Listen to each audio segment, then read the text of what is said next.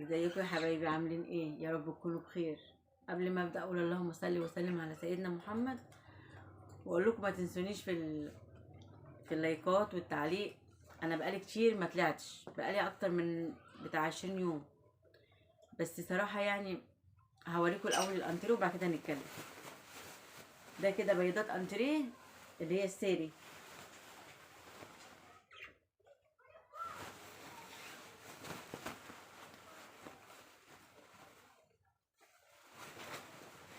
ده المقاعد بتاعت الانتريه، يعني اعتبر المقعد المقعد يعني كنبتين، كنبة كبيرة وكنبة صغيرة وكرسيين وترابيزة والمناديل بتاعتهم.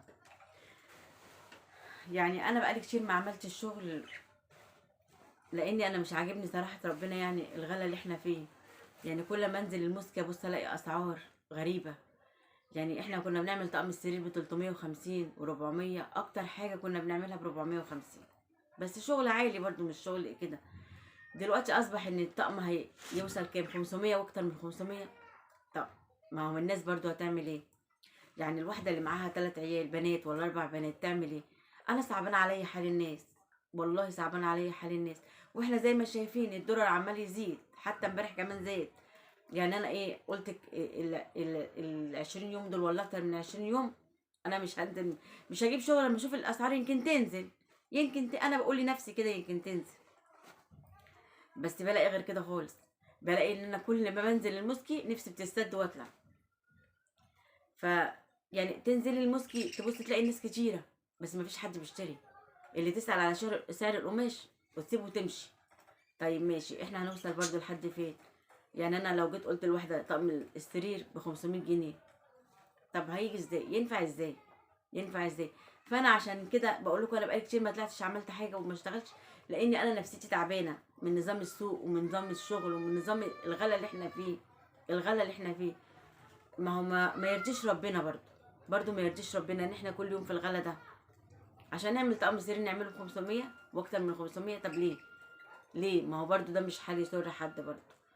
فانا اللي عايزه اعرفه لكم بس اني انا بحب قناتي قوي والله. وبزعل منكم لما ما بتعملوليش لايك ولا تعليق ولا اي حاجه. يعني بحس ان انا وانا معاكم بحس والله ان انا عايشه معاكم. بس انا النظام الشغل والغلا اللي انا عايشه فيه ده جاب لي احباط، جاب لي نفسيه تعبانه عشان الناس برضو. يعني انا حالي زي حال كل خياطه.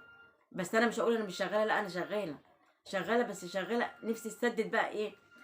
آه يعني من نظام السوق، من نظام الغلو اللي احنا عايشين فيه. ليه؟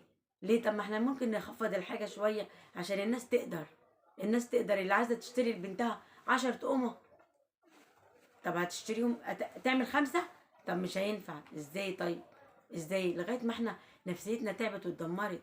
والله نفسيتنا اتدمرت. انا واحده من الناس نفسيتي تعبت من كتر ما بنزل المسكي والاقي اسعاره مرفوعه. طب وبعدين؟ انا قعدت بتاع 10 ايام عيانه بسبب المواضيع دي. يعني ما كنتش اعرف ان ممكن التاثير الحاجه غلو الحاجه يجي على نفسيه الواحد وصحته. طب ماشي، ما احنا هنشتغل ايه؟ طب انا ما عنديش شغلانه غير شغلانه الخياطه. وانا عيالي انا بربي عيالي لان جوزي الله يرحمه ميت، والمعاش على القد. طب ماشي، هنعمل ايه؟ ما حد يفيدني بس ولا حد يقول لي. انا عايزه اغير مشروعي واعمله حاجه تاني. مش عارفه اشتغل مجال غير مجال شغلي. مش عارفه والله. بس هقول ايه؟ اقول لا. يعني قدر الله ما شاء فعل. خلاص احنا هنعمل ايه؟ اللي بيرسى على الناس بيرسى علينا. وربنا يصلح حال البلد، وربنا يصلح حال الناس. يعني احنا عايزين نقرب من ربنا شويه عشان خاطر ربنا يتولانا برحمته. والله العظيم عايزين ربنا يتولانا برحمته، لان اللي احنا فيه ده كتير قوي. والله كتير قوي. وربنا يعين كل واحد على حاله يا رب، ويعين كل ست على عيالها، وعلى لو معاها بنات 2 3 ولا 5 ربنا يعينهم عليها. ما اقدرش غير اقول كده واقول فوت امر ربنا.